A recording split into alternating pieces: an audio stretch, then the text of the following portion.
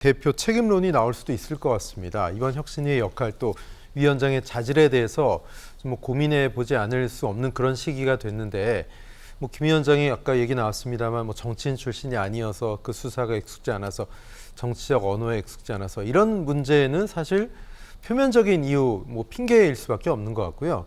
어떻게 보십니까? 민주당 이재명 대표 책임론도 좀 나오지 않을까요? 그러니까 지금 혁신위는 아무리 그 이재명 당대표가 부정한다 하더라도 이재명을 위한 혁신이 아니냐 이런 평가에서 벗어나기 어렵습니다.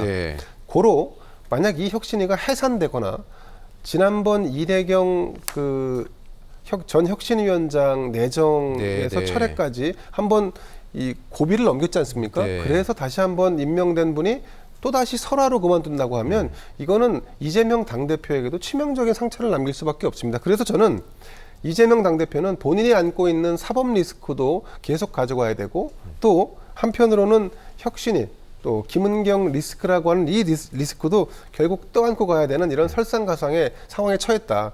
만약에 혁신위에 대한 또 다른 혁신을 누군가가 주장하고 비명계가 요구한다고 할지라도 지금 혁신위를 바꾸는 거는 굉장히 어려운 상황이고 그리고 또 애초부터 출발 단계부터 혁신위가 현 지도부와 결이 다른 인물로 정말로 혁신을 감행하고 정말 이 단판을 지을 수 있는 인물로 임명을 했다 그러면 사실 문제가 안 될 수도 있습니다만 지금 설화뿐만이 아니라 혁신위가 그동안에 한 게 뭐냐 앞으로 무엇을 할 수 있겠는가 이런 평가를 받는 와중에 만약에 이것이 그냥 해산되고 없었던 일로 된다 그러면 이거는 아마 민주당 전체 이재명 당대표에게 치명적인 상처를 남길 거라고 이렇게 봅니다. 그렇군요.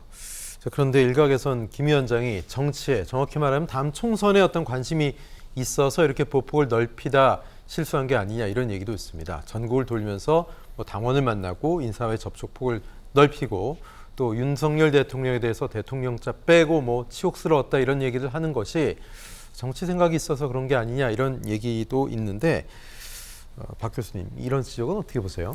아까도 말씀드렸지만 혁신위에 몸담고 있는 사람은요 스스로가 내려놓는 것부터 시작을 해야 돼요. 근데 본인이 정치 행보로 읽힐 수 있는 그리고 그것이 또 출마로 읽힐 수 있는 그런 행보를 하게 된다면 그건 최악이다.